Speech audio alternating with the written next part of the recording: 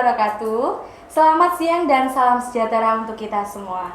Hari ini SMK Swadaya Semarang kedatangan tamu yang sangat spesial dalam tema belajar merintis bisnis jualan laris manis. Hari ini tamunya kita Bapak Rudi Kristiawan Eskom selaku Direktur Utama CV Suyu Skincare, Direktur Utama CV Cipta Kreasi Muda, dan Direktur Utama CV Cleopatra Desain Interior. Tepuk tangan. Aduh Pak, grogi banget ini Pak. Aduh, kira-kira Bapak butuh staff gak? Banyak banget nih jabatannya. Lanjut aja. Terima kasih sebelumnya Bapak sudah datang di SMK Swadaya Semarang. Bapak Rudi Kristiawan Eskom ya.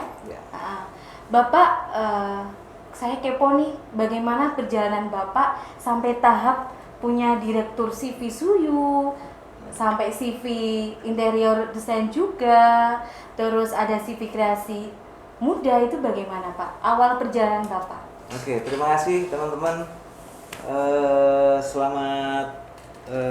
Sebelumnya saya mau ngucapin dulu ya, untuk SMK Swadaya telah terpilih menjadi salah satu dari 8 besar ya SMK yang menggunakan program pendidikan digital marketing. Iya. Betul seperti itu ya. Betul, Bapak. Ya, terima kasih, sangat luar biasa sekali. Ya.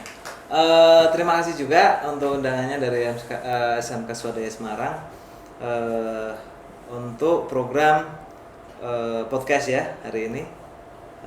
Mungkin kalau dari pertanyaan Mbak Rani ya, perjalanan saya cukup panjang sebenarnya, terlihat dari umur saya sekarang. Ya, awalnya sebenarnya saya juga bukan anaknya orang kaya, bukan dari golongan yang bermodal besar. Ya, saya juga seperti teman-teman di sini, yang dimana saya dilahirkan dari anak pedagang dari pasar.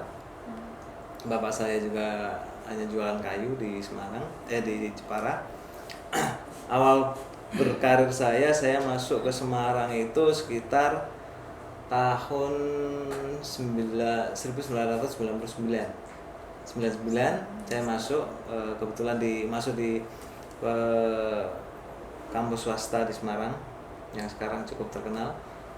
Saya dari situ bermodalkan kerja keras ya. Nekat ya, kalau bahasa Jawa itu nekat.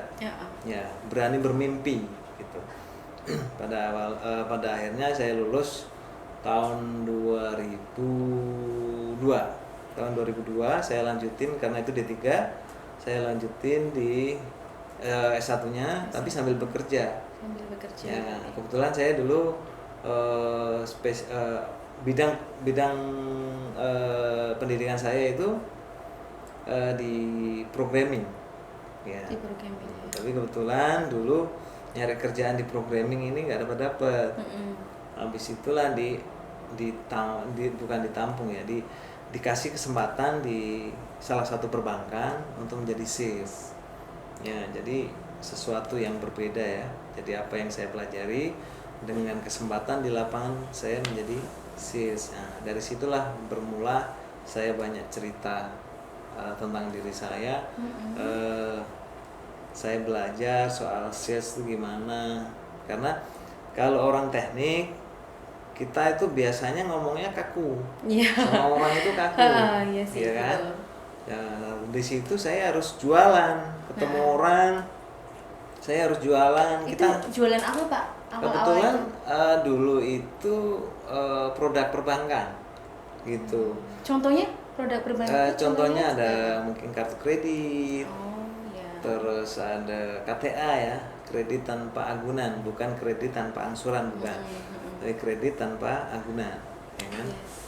Jadi berawal dari situ, wah saya sedih sekali karena itu di luar bidang saya yang saya pelajari nih, ya kan? Tetapi kurang lebih kurun waktu 4 tahun, pada akhirnya saya menyadari, ternyata Tuhan itu ngasih cerita lain terhadap hidup saya. Ternyata saya banyak belajar di dunia sales gitu ya, ketemu orang gitu. Saya nawarin Mbak Rani mau beli produk ini nggak? Oh ya, nggak apa-apa, besok saya ke Mbak Rani juga ya. Padahal itu salah satu cara menolak sales gitu kan. Ya itulah banyak belajar saya di situ. Akhirnya sedih, berarti sempat putus asa. Kalau putus asanya sih tidak, tapi kok berat sekali ya. Di sisi lain yang seumuran saya dan waktu itu udah lulus bareng saya, itu tuh dapat kerjaannya enak-enak. Wah, saya gajinya sekian, gitu kan. Betul. Habis itu teman datang, oh saya keterima PNS gitu. Iya, memang. Itu merintih ini hati, ya kan. Kita nggak dapet pekerjaan yang sesuai. Pasti kan mikirnya aku masih kayak gini-gini aja. Betul. Gitu, teman-teman udah worth it banget gitu kan. Iya. Kita masih aduh harusnya kita gimana gitu loh biar kita maju terus gitu. Ya karena ini saya yang bodoh bagaimana ya pikirnya gitu kan. Nah, tapi singkat cerita 4 tahun kemudian karena saya belajar banyak tentang dunia sales ya. Kalau saat mungkin waktu saya itu dunia sales itu yang paling hebat adalah direct sales. Direct sales itu kita ketemu one-to-one gitu, face to face, kita nawarin, Mbak mau nggak ini facelift, harganya gini. Oke, mau ambil. Nah, itu namanya direct sales ya. Terus ada namanya sekarang kan udah bergeser ke digital ya, digital marketing bahasanya gitu. Saat itu saya banyak belajar di situ. Nah, habis itu saya mulai nih ketemu polanya. Oh, cara berjualan bagus itu gini loh, ya kan, ketemu orang disapa dulu, habis itu diangkat-angkat dikit, gitu kan, dipuji-puji dulu gitu. Ya kan, pada akhirnya saya ketemu pola itu, saya akhirnya ketemu, akhirnya bisa productivity saya bisa bagus, akhirnya bisa memenang juara di tingkat Semarang, gitu kan. Terus habis itu di tingkat Jawa Tengah. Itu berarti masih jualin produknya orang ya? Jualan produk orang. Berarti belum punya inisiatif sendiri buat buka usaha. Betul sekali. Itu saya kurang lebih 4,5 tahun. Saya gitu. Terus pada akhirnya ternyata saya belajar tentang manajemen, tentang apa, ya kan? Nah, pada akhirnya ternyata itu kita jangan seperti ini terus. Nah, kita harus belajar lagi gimana berbisnis. Mulailah saya berbisnis, ya kan, mulai berbisnis sih saya kliennya perbankan dulu. Kliennya perbankan, habis itu saya merambah lagi ke desain interior karena saya dulu kan di teknik ya, komputerisasi, jadi saya desain interior. Pada akhirnya alhamdulillah nih step by step naik jadi bagus gitu kan. Terus habis itu saya merambah lagi ke bisnis interior tapi project. Nah, itu tadi yang disebutin ada Cipta Kreasi Muda. Itu by project itu. Jadi kita udah ikut lelang-lelang. Kalau teman-teman tahu mungkin di LPSE dan segala macam itu. Terus habis itu sekarang yang saya karena ini by analisa ya, analitik pasar, sekarang ini skincare baru ramai, ya kan. Nah, saya punya mimpi, ya kan, kenapa tidak dikembangkan di dunia skincare? Masa kita hanya menjadi penonton? Gitu. Jadi salah satu yang harus teman-teman catat adalah jangan selalu menjadi objek, jadilah subjek. Jadilah subjek gitu ya Pak. Nah, kalau objek ini kan yang ditonton. Iya, betul. Ya kan? Kalau subjek kan yang melakukan, yang menonton ataupun yang melakukan. Nah, itu. Oh iya, terus Pak Rudi melangkah ke tahap-tahap dari tadi sales, jadi orang sukses itu kan pasti banyak cibiran-cibirannya. Itu gimana Pak? Ya, yang pasti satu hal teman-teman yang harus teman-teman ketahui bahwa teman-teman harus berani bermimpi.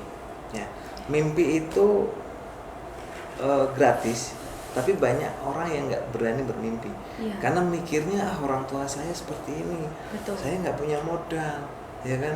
Wah, sana enak punya modal dan segala macam lah seperti itu. Sebenarnya tidak, karena bisnis itu utamanya bukan di modal, tapi utamanya adalah di mental ya. Memang yang pertama harus mental yang kuat, harus mental ya. Jadi ketika ada seorang yang kaya raya ngasih modal anaknya dan banyak ya, habis itu karena anaknya nggak punya mental ya kan, habis itu ya uangnya lenyap gitu aja, nggak menghasilkan sesuatu. Tetapi ada orang yang biasa ya kan, modal juga pas-pasan, kadang-kadang nggak punya modal tapi dia kerja keras karena mentalitinya jadi ya kan, step by step, memang step by step, nangis, dicibir orang, kamu itu siapa, kamu kok bermimpi seperti itu, ya kan, banyaklah ngomong yang negatif tentang kita. Tetapi dengan step by step itulah memunculkan ilmu-ilmu baru. Nah itu yang penting, karena yang namanya bisnis itu, dengan bisnis apapun yang kita jalankan itu pasti yang namanya halangan sama rintangan itu ada. Ya, nah cara mengatasinya gimana ya, kita belajar. Oh ternyata dengan strategi gini salah, ya kan? Oh harus strategi gini, harus ubah strategi. Nah ini kita belajar. Nah kalau kita nggak punya modal besar, ya kan, modal kecil-kecilan, ya kan, misalnya gitu. Ketika kita melakukan kesalahan, berarti kita tidak membayar banyak, ya. Tapi maaf kata nih, tiba-tiba ada si A dikasih modal bapaknya 1 miliar misalnya gitu. Ya kan, dia berbisnis, ya kan, karena dia sudah enak, ya kan, dia merasa bahwa sistemnya udah jalan jadi dan segala macem. Dia nggak belajar nih dari kelemahan-kelemahan bisnisnya. Oh ternyata ini kelemahannya di sini, ya kan, tinggal autopilot aja dia. Betul. Ya kan, nah tiba-tiba digerogoti karyawannya atau mungkin banyak problem dan masalah di situ, akhirnya perusahaan itu nggak berkembang. Akhirnya jadi mati suri lah. Itu akhirnya untuk menitih kesuksesan itu lebih sulit. Tetapi kalau yang dari nol, nggak punya modal, tapi dia punya skill, yang penting mentality sama skill, banyak belajar gitu.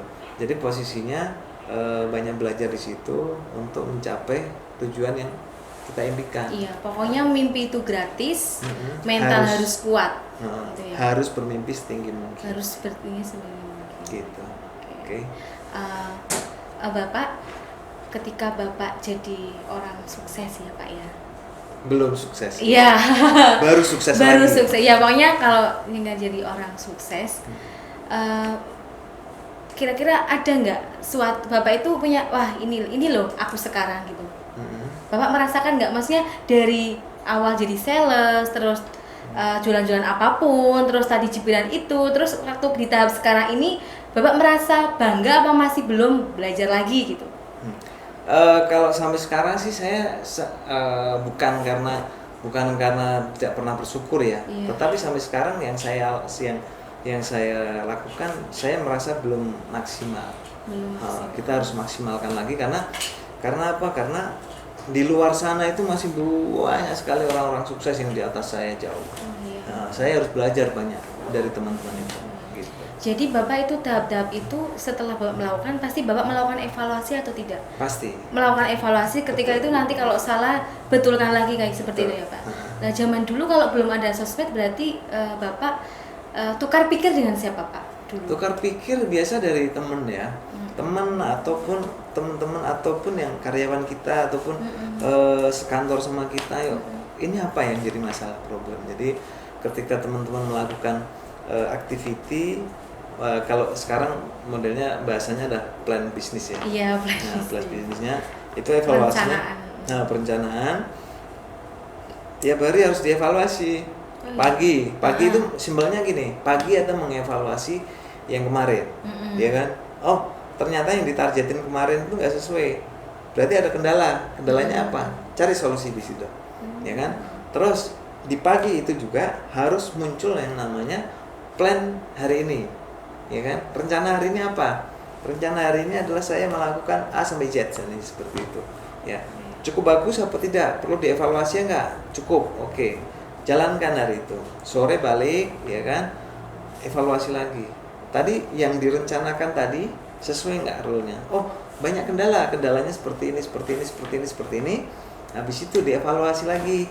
Oh, kalau kendala seperti itu berarti solusinya seperti ini. Tapi kalau ketika kita menggunakan metode seperti ini ternyata nggak masuk, kita harus rubah metode ini. Nah, ya harus lakukan.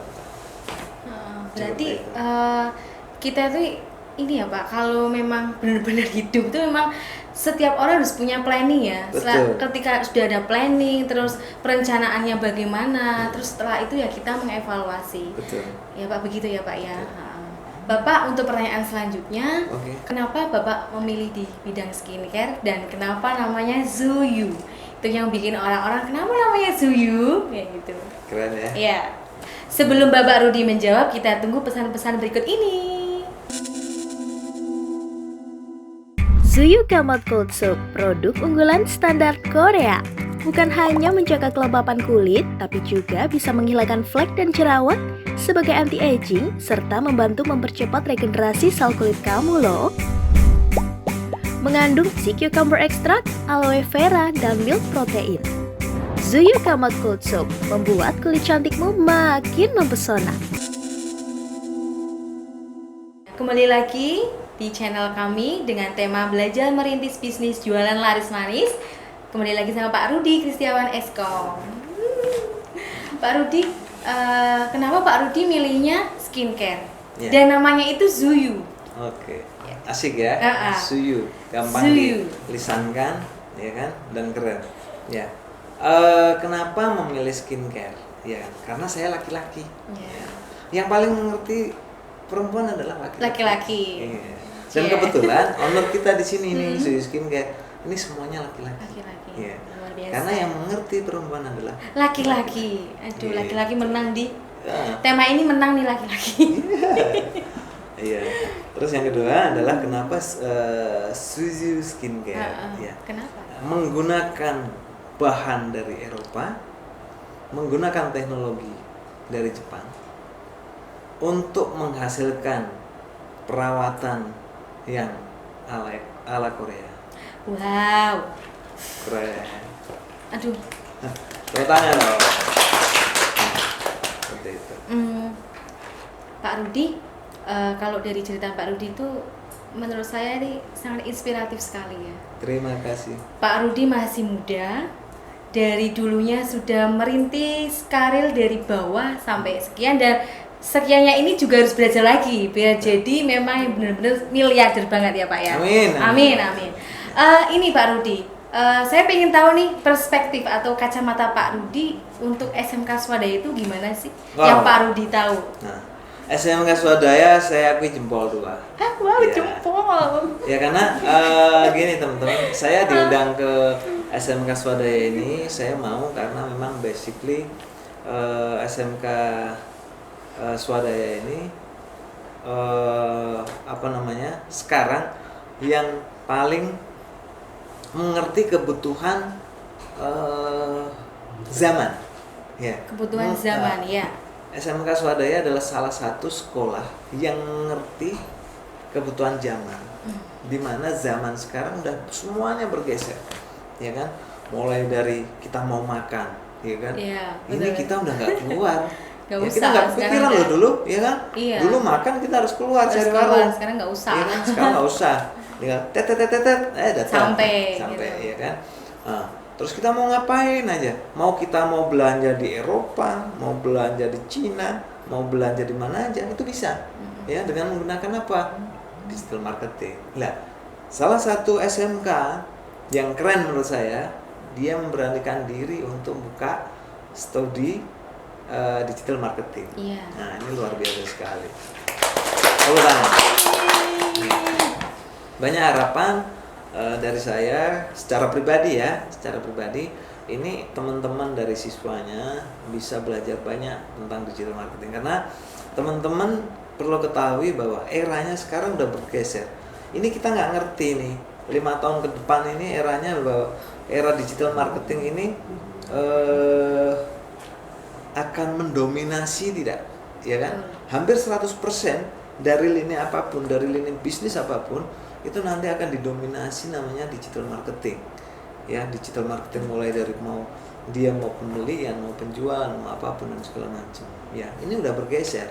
Dan kalau sekolah-sekolah yang lain tidak meniru SMK Swadaya, ini akan kalah ya, ini akan kalah.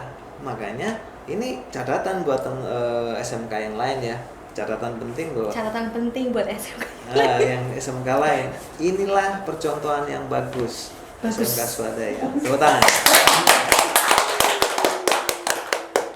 Luar biasa ya. Dari kacamata Pak Rudi Kristiawan Eskom ini, SMK Swadaya sangat hebat ya. Hebat. Karena dari 8 besar bisnis online ini salah satu swasta sendiri Pak ini. Iya. Di SMK Swadaya Semarang. Makanya harusnya SMK yang lain nih kebakaran jenggot. Nah, kebakaran lo ya. Ini contoh yang baik yang harus ditiru. Ya. Keren.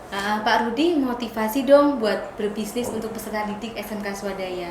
Di sini kan SMK Swadaya ada bisnis daring dan pemasaran.